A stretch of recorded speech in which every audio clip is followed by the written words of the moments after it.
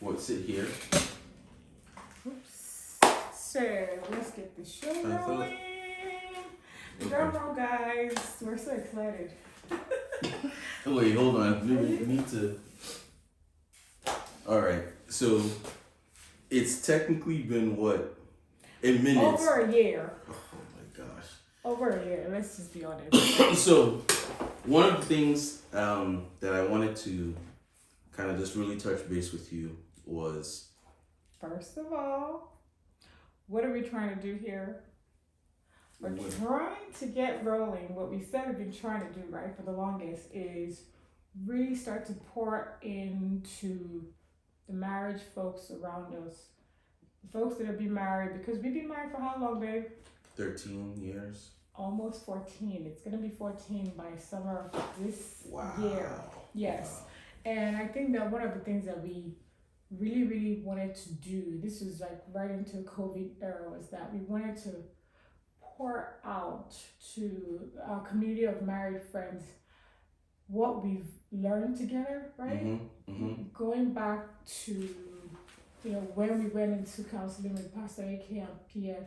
Right. All of those good nuggets that we learned enabled us to express ourselves to one another better, I think. And absolutely. We've seen so much growth. I think we need to share and pour out what we've learned because someone once said, I don't know where I heard it from, but I think I remember, but I don't want to quote the person, but it says when you learn something, you have a responsibility to share it with your friends. Exactly. That's true. Good point. So in the 12 months that we've been learning things, I think now it's time for us to share. But as you can tell, this is kind of like the first video that we're doing in such a long time. We'll definitely get back with some additional content. But for right now, I think one of the things I really learned is being a little bit more direct in my communication.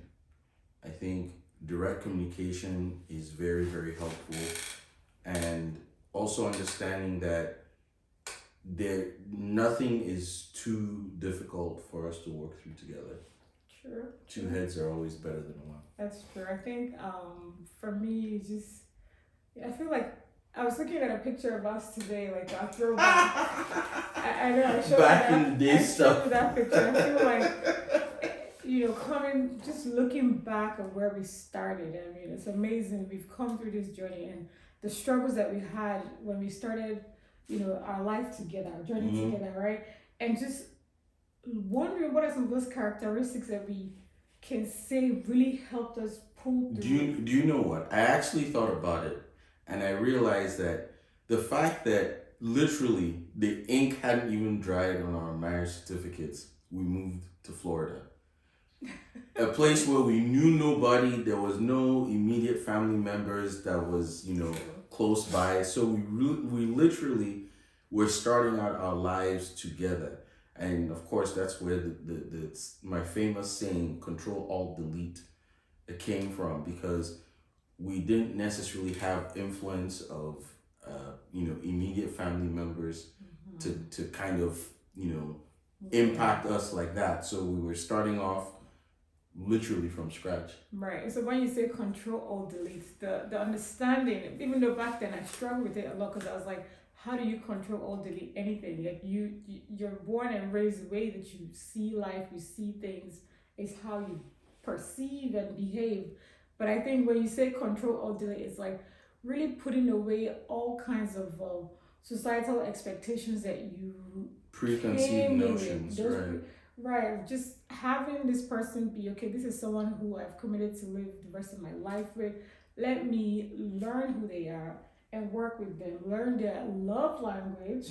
We're gonna get into the five love languages. Yeah. But I mean, learning who they are, getting to know them, what are their strengths, their weaknesses, and how you can really better support each other. Because I think ultimately that's the goal, right? Is to have someone that you can pour into and just be able to love.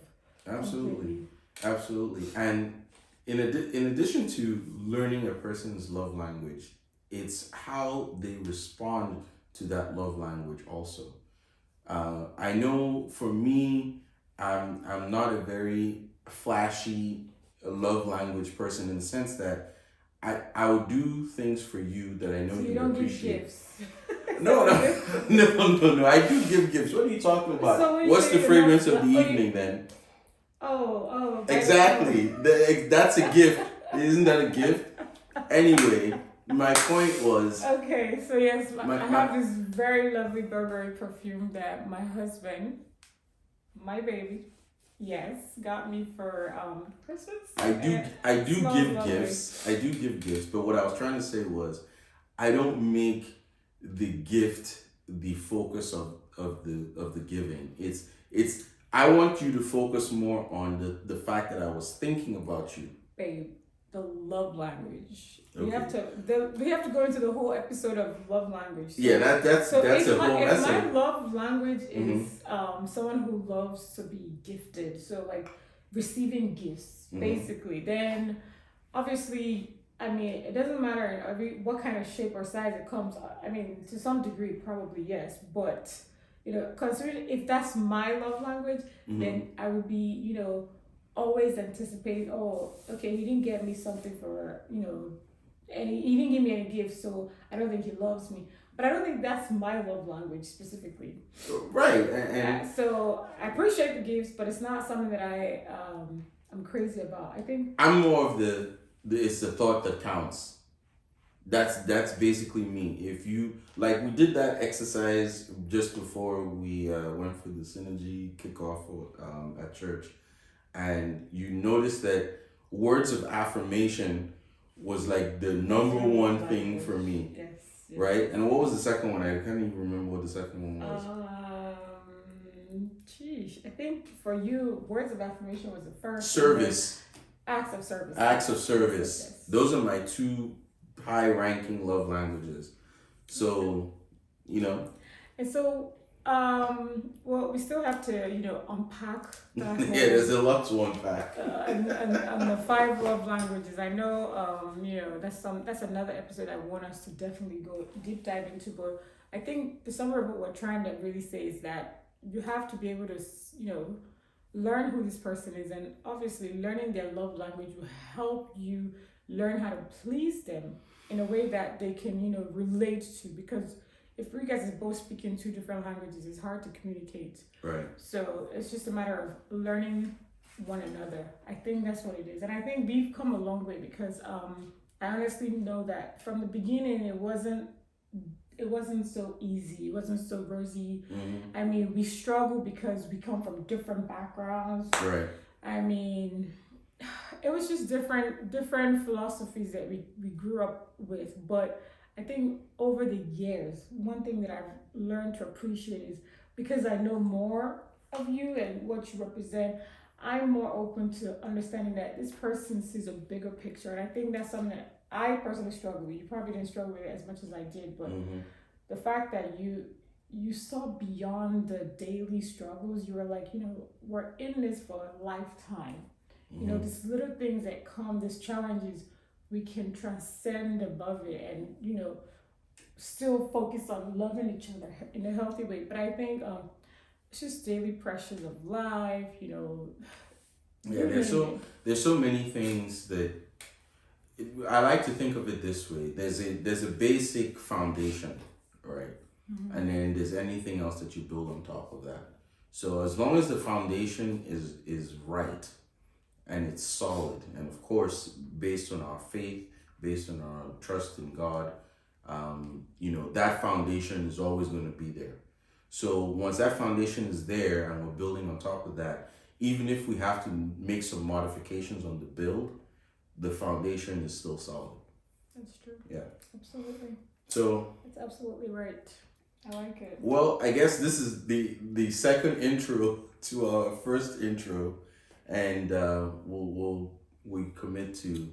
So we'll try to do this every Thursday. We'll definitely try to unpack some things that we've learned growing up in our marriage and just what has been working for us. I think that we're almost 14 years in, and I feel so much more in love than ever. I mean, when we started, it was, butterflies and all of that. Yes, and we've had our ups and downs, but I almost want to say that right now we're in the season of, we're thriving. We're doing so much better. We're thankful for all that we have. I Right. think it definitely has come from God, not from our soul doing, but you also have to put in the effort to want better for your marriage, right? You want to have an everlasting, a sweet, savory marriage. You want to Right. have fun, you want to go out. So making the time for that. We have 3 kids. We're not, just living life without children. But somehow we've been able to find a good rhythm to help us enjoy each other better. And I think we're here to share that with the world and anyone who's interested in, helping their marriage improve. Absolutely, absolutely. It's a marathon, it's not a sprint. The butterflies are nice, but there are going to be days without butterflies. But know that it's a cycle, it's a marathon, not a sprint. So Yes. conserve your energy for the long haul. I guess that's what I would say. Thank you. Thank you. So until we meet again, until our next, watch out for our next episode, I guess. But Yeah. we hope to keep this consistent. We think that there's a lot of marriages that need to know that they're not alone in any struggle. We've been through, you name it, any kind of struggle. I think we've managed faced to it. face it, and By the grace of God, we've come through. we've come through, and we're happy to share how we did it. I think above all, it always has to come from the faith that we have, and I think that God has helped us, get to where we are today. Amen. So I always have to encourage everyone, please love God, and we'll see you guys next time. See you next time. Bye. See you.